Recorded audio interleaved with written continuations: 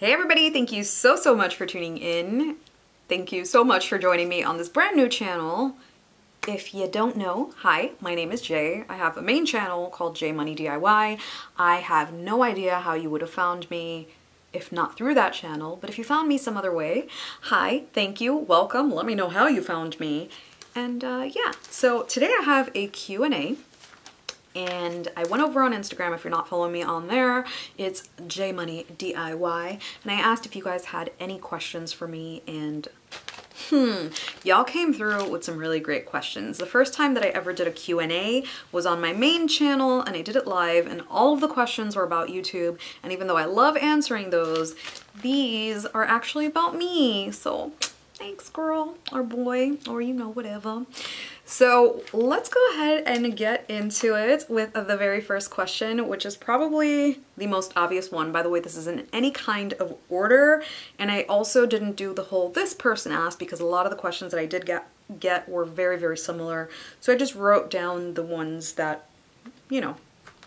The first one is your real name Jay? And the answer is both yes and no. So Jay is a nickname, but I have been called Jay since I was 13 years old. One of my really good friends, Danny, could not pronounce my real name for the life of me. He couldn't pronounce my real name, and I would always tell him, pronounce it as if it was a J. So he gave up and he was like, you know what? I'm just gonna call you Jay. So I've been known as Jay since I was 13. The money part came later.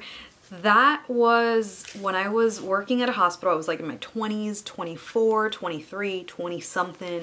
And I was working at a hospital. I had gotten my bartending license and I got a job working overnight as a bartender. And I also used to babysit. So I would get off of my hospital job at 5, rest for a little bit, go to work at like 9:30, get off at 6 a.m., sleep for like 2 hours, shower, go to work, well shower first, then go to sleep, go to work, and then do it all over again. So one of my coworkers used to call me J Money because I was always chasing money.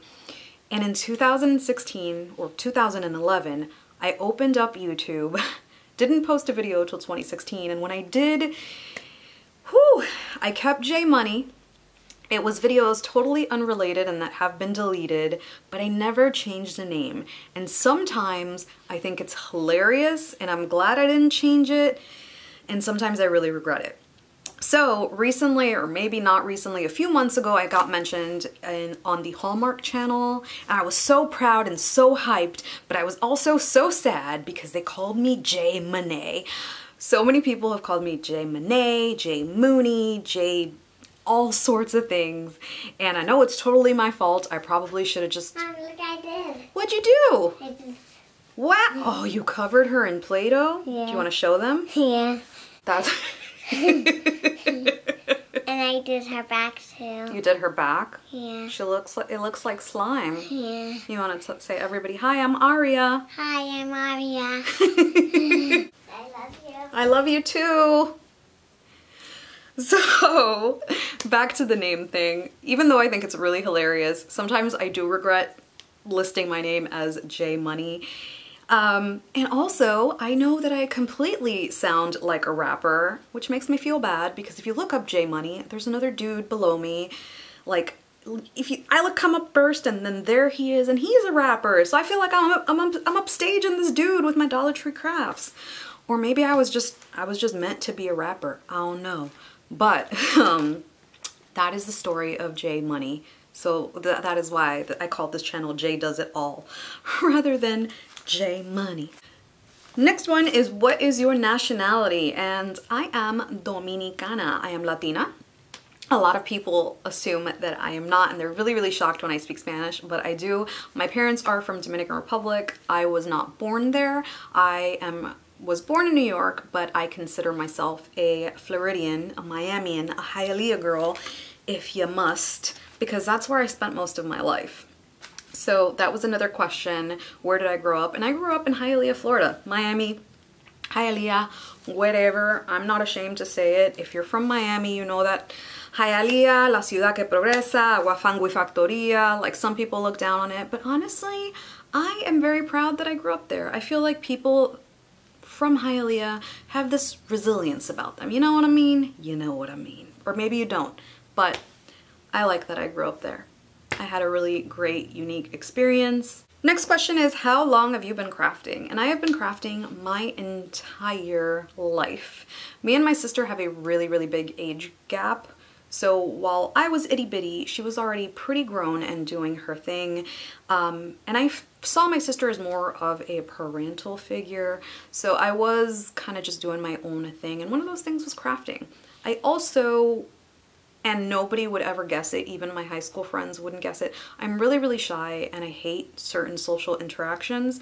So because of that, I learned how to do my hair on my own because I hated going to salons. I felt so awkward just sitting there. It would make me upset. I hated going anywhere where I would have to wait for a service, not because I was impatient, but I just hated the interaction, which sounds horrible, but I just had really bad social anxiety. So I learned how to do my hair myself. It started off as me doing rollers on my own. Then I started doing relaxers on my own when I used to relax my hair. I started putting extensions in, dyeing it, and then I eventually went to cosmetology school. I got into painting, I got into like fondant cakes, I've gotten into a ton of things, and every day I'm trying to find more and more things to get into. I really want to get into pottery. That is like my right now. Where did you meet your husband? A lot of people assume that because my husband's in the military that we met while he was in the military, and that is far from the truth. So as I mentioned, I'm from Hialeah. He's not from Hialeah, but he's also from Miami, and we ended up working together in this casino that opened up smack dab in the middle of Hialeah. We worked this really, really awkward day shift, and it just gave us a lot of room to talk because there was never anybody inside. So I didn't really like him in that way. I thought he was cool, but there was no to it, you know what I mean? So it gave us a lot of room to actually form a friendship, and then I stopped working that awkward day shift and they actually moved me up to the poker room. So I was a cocktail waitress in the poker room, and then one day I picked up an awkward day shift and there he was. And we kind of, for the first time ever, were flirting with each other. He asked me to hang out, we did, and then he never ever left my house again, and we've been inseparable ever since. Obviously we spent some time away from each other because he is in the military, but while he wasn't, we never ever were apart. We had a really, really fun relationship. We used to take cruises literally every month because it's so cheap to do when you live in Florida, and we just went on a lot of adventures, and our relationship really grew and blossomed. I'm pooping. Okay. Can you do me a favor? Can you tell me how we met?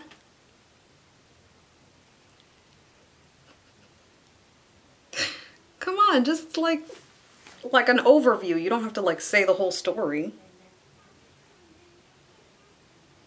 I was walking around. Uh-huh. I got a new haircut. Uh-huh. Did I walk up to you? Did you walk up to me? You walked up to me. I walked up to you. Uh-huh. We were talking. Uh-huh. You said something. Mm-hmm. And then I said, okay. Mm-hmm. And then we met up. Uh-huh. We drank. Uh-huh. And went home. And then you never left my house. I left your house. What a beautiful love story. Yeah, thank you for that. All right, I'll talk to you later, babe. I love you too. Bye. Love you, bye. Beautiful, magical. They will write about us in children's books. Make a movie about it. I don't know. Do you plan on having more children? I leave a lot of things up to life, the universe, God. I am not a planner at all whatsoever. I feel like I just go with the flow. So, do I plan on it? No. But if it happens, I welcome it with open arms. If you didn't know, I posted my struggles. I was having some really bad pain. It was this whole big ordeal, and I ended up being diagnosed with pelvic congestion syndrome. And the main thing that I was told with that diagnosis is that if I do have another kid, there's a big old chance that that could get worse. So that was one of my biggest fears. Another thing is that because we do have to move around a lot because of what Alex does for a living, it really, really worries me to have another kid and then pick up and leave far away from my family. I appreciate my family so much.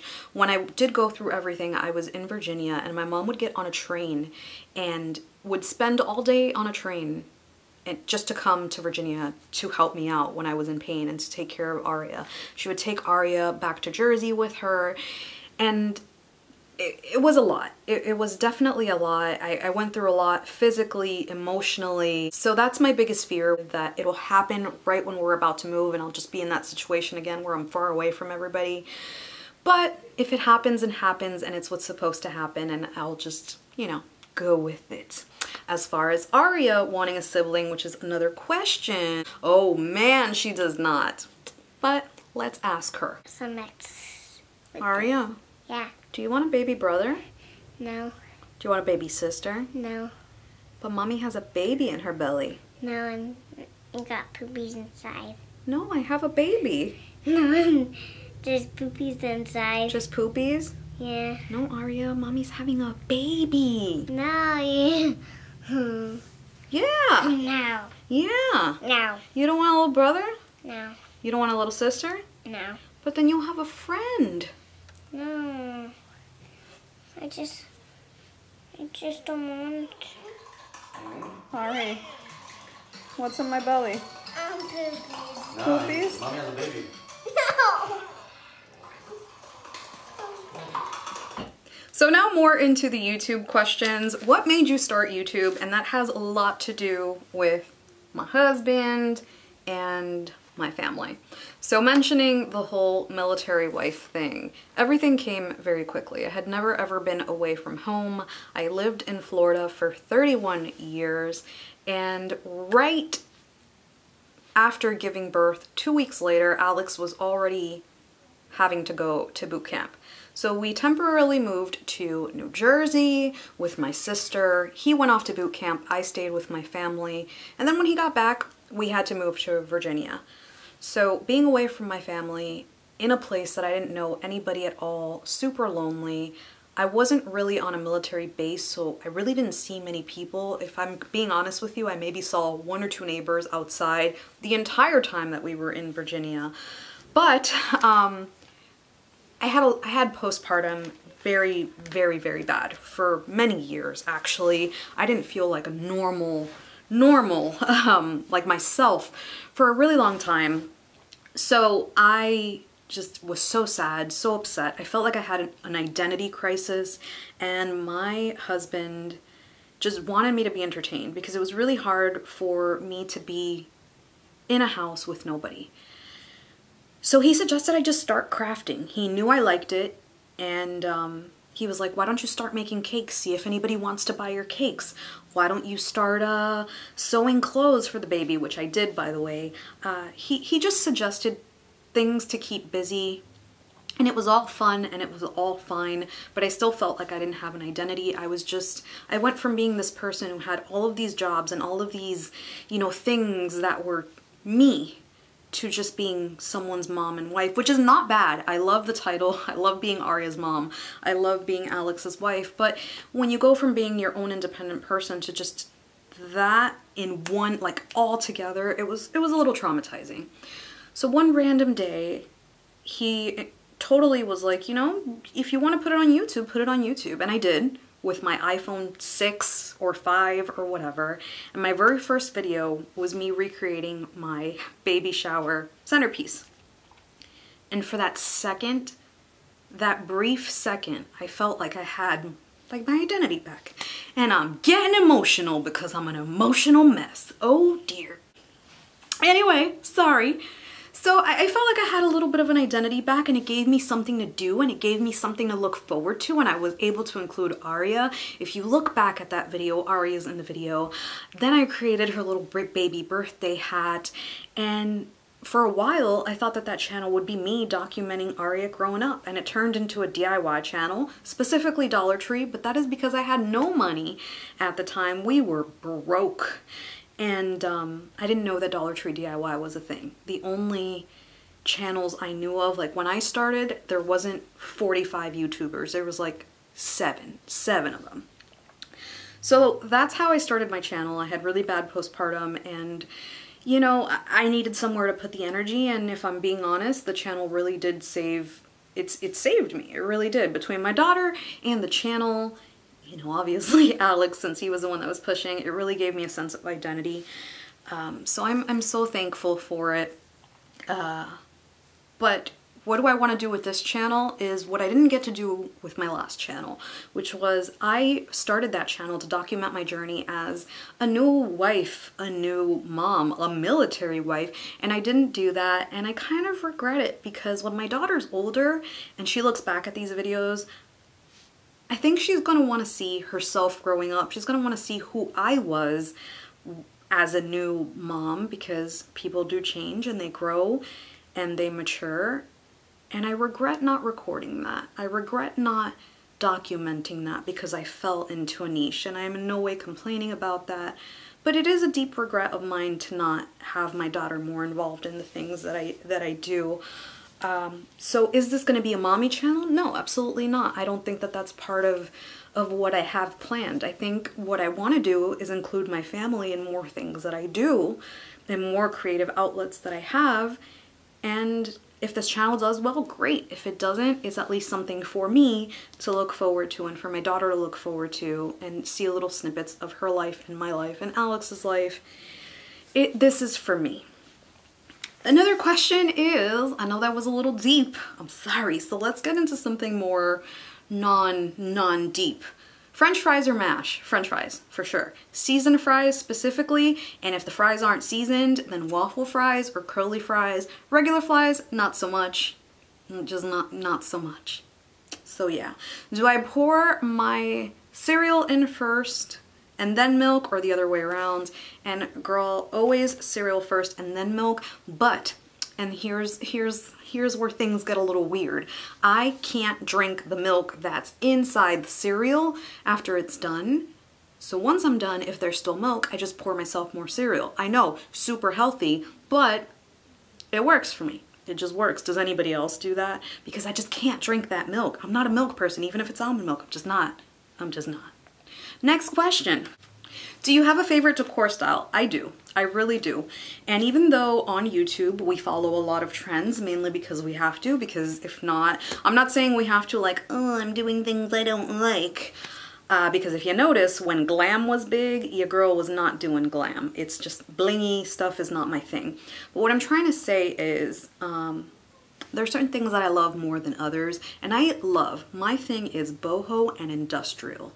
I have always wanted to live in a house or a loft with brick walls and exposed pipe. I know that a lot of people don't think that sounds homey or cozy, but I love that feel. I love that atmosphere. I love plants everywhere, and just, if it looks like I live in a warehouse, then I'm digging it. I'm digging it. That's my thing.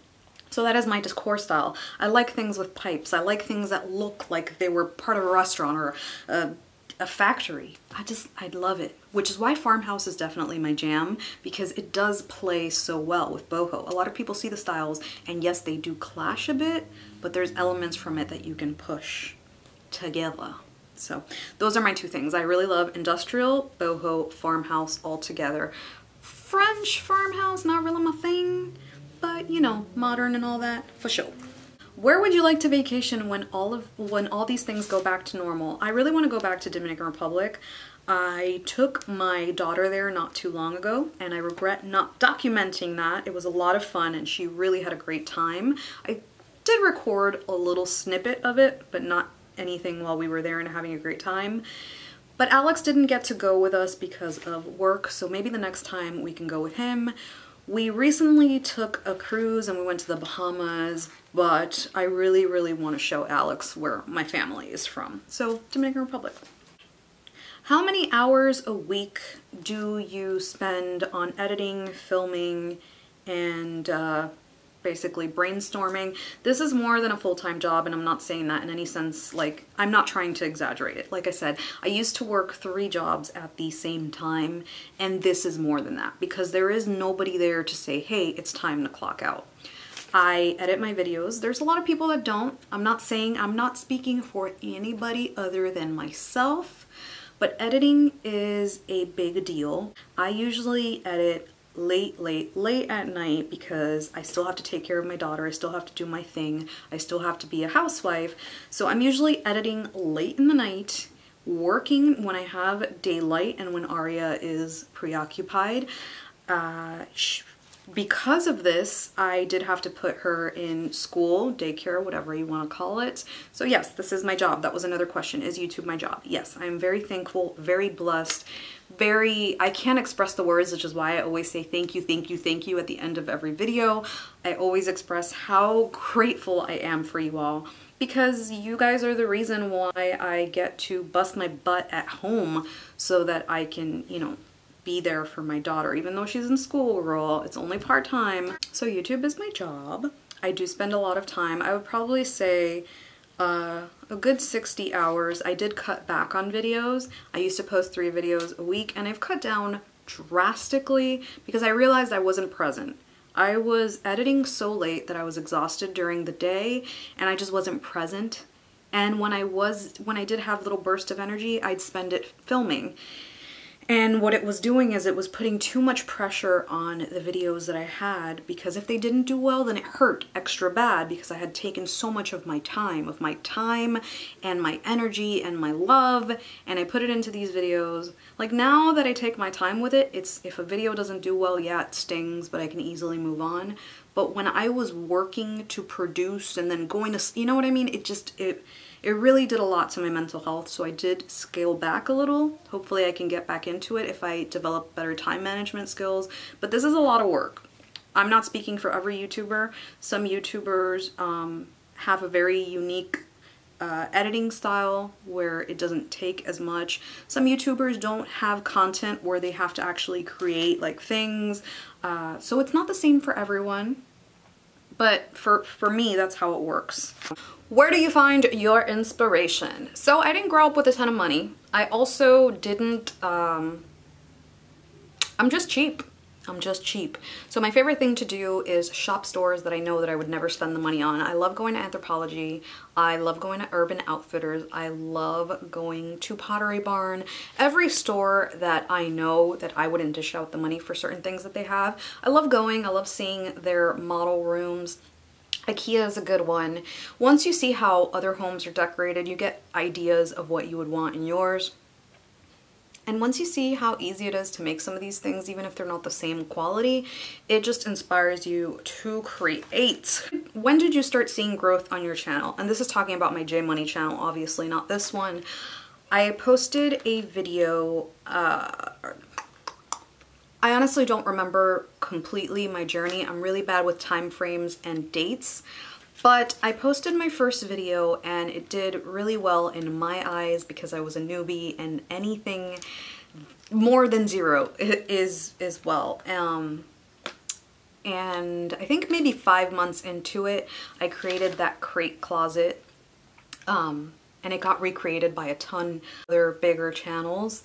But because of that crate closet, it brought me a much bigger audience. It brought me a lot of attention, and I got featured on Creator on the Rise. This is the very first crate shelf that I created. It wasn't my most popular one, but it went on to be recreated by a ton of other influencers. And then I created the bathroom crate, this one, which is my most popular. And then the bench was the last one that I created. And I'm so thankful for these, but I'm really glad I moved on into other content. So I did a bunch of those, and that's kind of when I saw the channel take off. It plateaued for a little bit. I kept going. One of the things that I've always had is that I have kept going. I might take a little break, maybe like 3-4 weeks when I really need to, because this is a really, really stressful and cutthroat industry. I'm not talking about YouTube, I'm talking about the Dollar Tree community. It's really stressful and cutthroat. So I do take my little breaks because I just need moments to and that's just me keeping it all the way real. These are other videos that have helped my channel grow tremendously, and they've been recreated so many times on Pinterest and on Facebook. I'm so incredibly proud that I created these, and even though it sucks that I don't always get credit when it is recreated, I'm still insanely proud of myself for not giving up and for continuing to push for my channel. And these 2 videos as well, this is when I finally stepped out of my comfort zone and stepped away from Dollar Tree just a bit. So my whole point is, don't be afraid to post what you want and what you feel passionate about. Who are your favorite YouTubers? Girl, I am gonna give a shout out to all of my Dollar Tree ladies because they deserve it.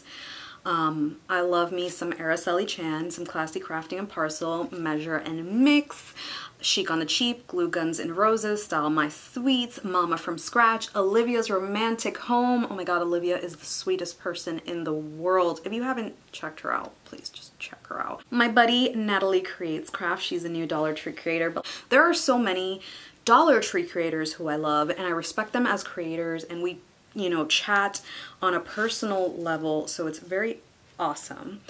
But to be completely honest with you, I didn't know Dollar Tree DIY was a niche, and since I do so much of it, I don't turn off my screen and then go watch someone else's video. I will show love and I will show support, and I'll watch, you know, my friends' videos, you know, to show my love.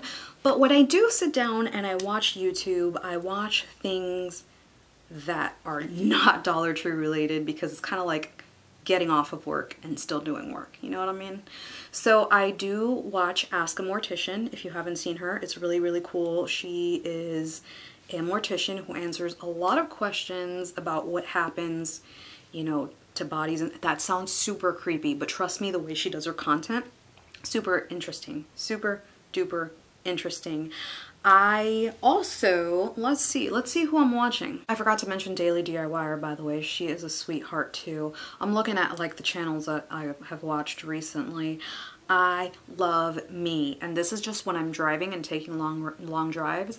There are these channels that read Reddit posts, and they're all the creepiest posts ever. I am literally just showing people that I am just the creepiest person, but they're so interesting. So it's just a robot voice, and it reads like, I think one of them is like Radio TTS. So it'll read like, gynecologist, what is the weirdest thing that has happened on the job? And it's just, I'm just driving, listening to all these very, very creepy things. Threadbanger, I know Threadbanger isn't as big as it used to be, but I really, really admire their channel. The fact that they're still relevant today. They started off as a sewing channel many, many years ago before YouTube was even paid, and then shifted their channel into like Pinterest fails basically. And I love them. I love Corinne and Rob. I know you don't know me, but I want to be friends. Jamie French is a makeup artist. Oh my god, this girl is so underrated. She comes up with the most amazing ideas and trends. I'm pretty sure you've seen her. She's the one that did If Beauty Gurus Existed in the 90s, 80s, and I think she did 2000s ones. Her video went crazy viral, and this girl needs more recognition. Jamie French, if you want to be friends, girl. If you go to her channel, let her know I sent you. She probably won't know who the heck I am, but just in case, girl, I think you're my spirit animal. Jessie Smiles is hilarious. She's another one. She was a Viner turned YouTuber, and she's from Miami, so I got that Miami love for her. Johnny in the Kitchen, he doesn't upload as much, but he is from the Dominican Republic, and he has a cooking show, which is pretty amazing. Arnell Armand and Alyssa Ashley, they are two twins. Alyssa Ashley is very, very well known. Arnell is her twin sister, who also has a channel, who is super duper successful. Arnell is the biggest sweetheart ever. For being such a big channel, she is just so darn sweet. I love her so much. If I'm forgetting anybody from the Dollar Tree niche, I'm so sorry. I love you. This is not a scripted video. I don't have anybody written down. But what are you guys' favorite channels? Sound off below. Let me know who you guys love, because everybody deserves a little love and attention. What motivates me? What motivates me is that I know the potential that YouTube has. When I started YouTube, my thought process wasn't, I'm gonna do this and I'm gonna make $1 million. It wasn't anything like that, because I was just doing it to keep myself entertained and to get a little piece of my identity back. But as my channel grew and I saw the potential and I saw other creators basically create this wonderful life for themselves doing what they loved, I thought, why not me? It's one of those things where my whole life, and this is another sappy thing, but it's a get to know me, so I've never felt like I had a place in the sun my whole life. Like, I never knew I was good at anything because I was always half good at stuff. I was always half good at art. I was always half good at hair. I was always half good at things. And I never focused. I could never sit in one place. I could never finish one thing. And when this channel started offering me this opportunity of doing everything that I was good at, everything that I was passionate about, that's what motivates me. I'm not going to find something else where I can do and sprinkle in everything that I know how to do. So it really motivates me, and maybe one day I'll get big enough. You know what? Let me not say maybe one day. Let me speak this into the universe. I am going to be big enough and successful that I can provide for my family, and that we don't have to be a military family anymore, and we can sow our roots somewhere, and that we are financially stable. That is my goal, and that is what I'm speaking into the universe. Oh my gosh, so this is editing me. Hi. The lighting is obviously different, or maybe not obviously, I don't know, but I just realized I didn't answer the most important question on here, which is about my pets, Gigi and Nugget, which you guys see in random videos throughout my channel. So Gigi is my, I want to say 9. I'm not really sure. We don't know because I am bad with dates, but I have had Gigi for a very long time, and she is my tiny little mutt, which I love so very much. She has been my longest commitment ever. I love my dog so much. So Gigi, some vets say she's mixed with a Schnauzer, some vets say she's a Yorkie mix, some vets say she's a Havanese. We don't know, we honestly don't care, but I've had this dog forever, and I actually got her off of Craigslist. I was looking for a pet. So Gigi has been with me throughout most of my 20s and now my 30s, and she is my longest commitment. She means so much to me. She is my thing. She is my boo. She has seen all of my phases and all of my crazy ideas. She's my person. You know what I mean. And Nugget, actually I've known since she was a puppy. She was a puppy. She's the English Bulldog. She belonged to one of our friends who we love very dearly. They had a baby. They couldn't take care of Nugget anymore, which is totally understandable because they both have crazy schedules, or at least back then. So we actually adopted Nugget. Alex and I as a couple adopted Nugget because Alex fell in love with Nugget. He's always wanted an English Bulldog, and Nugget was absolutely beautiful and so friendly and so cute. So we adopted Nugget as a couple, and she's been with us ever since. So that's how we have two beautiful, an English Bulldog and a little Havanese. So that is our story on our pets. The names, Nugget was already pre-picked for us. I've always wanted an English Bulldog, but I wanted a boy and to name him Sirloin. But Nugget is just as cute because my daughter calls her Chicken Nugget sometimes. And Gigi is actually short for Genghis Khan because I am a weird person. That's it. That's the story on my dogs. And I think I answered all of the questions that you guys had. If you have more, leave them below. Maybe I'll do a live just to kind of touch over whatever I didn't touch here. But thank you so much for watching. I really think that now you guys kind of know me a little bit more. You know who I am and where I'm from, and that I'm not J Money. I'm just J. And thank you so much. I'm sorry if I said or and a whole lot. Like I said, this is unscripted and very casual. So thank you so much for watching. I appreciate you. And hopefully you stick around to this channel, because once you do, we instantly become best friends. And I will see you on the next one. Bye everybody, subscribe. Thank you for watching. Thank you for watching.